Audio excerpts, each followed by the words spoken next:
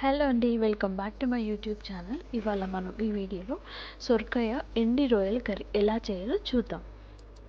ముందుగా ఇక్కడ ఎండి రొయ్యల్ని 2 to 3 times బాగా కడిగి ఉంచానండి. సో అందులోనే 2 to 3 పచ్చిమిర్చి వేసాను, సన్నగా తరిగిన ఆనియన్స్ వేసుకున్నాను, తర్వాత సన్నగా తరిగిన 3 టమాటో వేసుకున్నానండి. ఇప్పుడు అందులోనే ఒక మీడియం సైజ్ సొరకాయ సన్నగా తరుక్కున్నానండి. లావుగా తరిగితే తొందరగా ఉడకదండి. ఈ కర్రీ తాలింపు పెట్టి వండడం కాదండి, ఈ కర్రీ అన్నీ కలిపి ఒకేసారి స్టవ్ మీద పెట్టడం అండి. ఇప్పుడు ఇక్కడ నేను 1/2 స్పూన్ పసుపు వేసుకుంటున్నాను, 3 స్పూన్స్ కారం వేసుకున్నానండి. మీరు రుచికి సరిపడా వేసుకోవచ్చు. ఇది సొరకాయ కాయని బట్టి ఉండిద్దండి, ఒక్కొక్కటి పెద్దగా ఉంటుంది, ఒక్కొక్కటి చిన్నగా ఉంటుంది. నేనైతే ఇక్కడ మీడియం సైజ్ సొరకాయ కట్ చేసి పెట్టుకున్నానండి. 3 స్పూన్స్ కారం వేసుకున్నాక ఇప్పుడు సాల్ట్ వేసుకుంటున్నానండి. ఇప్పుడు నేను తీసుకున్న సొరకాయకి అయితే 2 స్పూన్స్ వేసుకున్నానండి. ఇక్కడ మీరు అడ్జస్ట్ చేసుకోవడానికి లాస్ట్లో చూసుకొని అడ్జస్ట్ చేసుకోవచ్చు ఇంకేమన్నా పడితే. ఇప్పుడు ఇది అంతా వేసేసుకున్నాం కదా, ఆయిల్ వేసుకుంటున్నాను.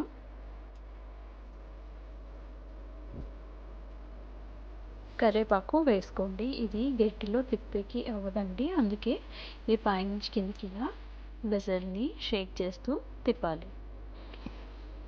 ఇప్పుడు మనం వేసుకున్న మసాలాలన్నీ కలిసేలాగా బాగా చూసుకోవాలండి.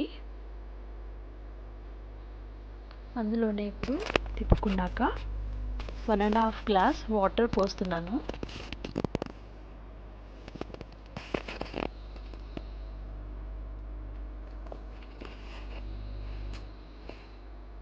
ఇప్పుడు గిన్నెని స్టవ్ ఆన్ చేసుకొని ఒక 5 minutes హై ఫ్లేమ్లో పెట్టాలండి. ఇవన్నీ బాగా వేడయ్యి వాటర్ బాయిల్ అయ్యే వరకు హై ఫ్లేమ్లో పెట్టాలి. మధ్యలో కలుపుతూ ఉండాలండి. చూసారు కదా, అన్నీ బాగా మిక్స్ అయిపోయింది. మనం వేసిన మసాలాలన్నీ బాగా కనిపిస్తున్నాయి కదండి. పైనుంచి కిందికి ఇలా బాగా మిక్స్ చేసుకోండి ఒకసారి. ఇప్పుడు పీసెస్ అన్నీ గ్రీన్గా ఉన్నాయి కదండి, చూసుకోండి ఉడికాక ఎలా ఉండిద్దో. ఇప్పుడు ఈ స్టేజ్లో మనం ఫ్లేమ్ని మీడియం ఫ్లేమ్లో పెట్టుకోవాలి. మధ్యలో అలా మూత తీస్తూ కలుపుతూ ఉండండి.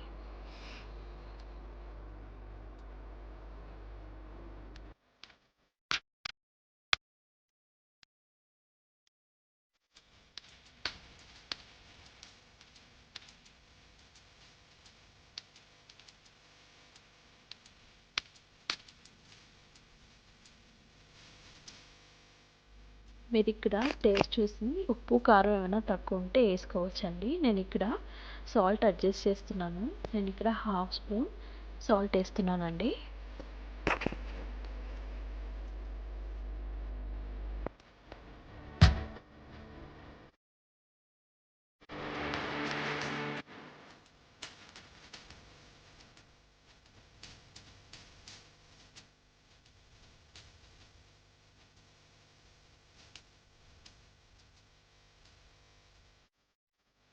అప్పుడప్పుడు మూత తీసి ఇలా అంతా మిక్స్ చేసుకోండి. నార్మల్గా చేసుకునే కర్రీ కంటే ఈ కర్రీ బాగుంటుందండి. మనకి టైం లేనప్పుడు ఇలా పొయ్యి మీద గిన్నె పెట్టి అప్పుడప్పుడు తిప్పుతూ ఉంటే మనం మిగతా పనులు చేసుకుంటా కర్రీ కూడా అయిపోతుందండి. ఇలా ఇప్పుడు చూసారు కదా, మొక్క కూడా ఉడికిపోయిందండి. నేను మీకు స్టార్టింగ్లో చెప్పాను కదా, చూడండి గ్రీన్ కలర్లో ఉంది పీస్ అని. ఇప్పుడు ఎట్లా ట్రాన్స్పరెంట్గా మారిందండి, అంటే ఇక్కడ కూర ఉడికిందని అర్థం. మనకి గ్రేవీ కూడా కన్సిస్టెన్సీ సరిపోయిందండి. ఇలా మూత పెట్టుకొని ఇంకో 2 నిమిషాలు మగ్గనివ్వండి. ఇప్పుడు కూర ఇక్కడ దగ్గరికి వచ్చిందండి. ఫైనల్గా ఒకసారి పీస్ని కూడా ఉడికిందో లేదో చెక్ చేసుకుందాం. చూసారు కదండి, ఉడికింది. ఫైనల్గా ఇప్పుడు నేను కొత్తిమీర వేసుకుంటున్నానండి.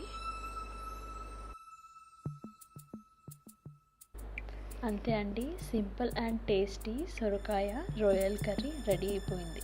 మీకు ఈ వీడియో కనుక నచ్చితే please do like, share and subscribe. Thank you.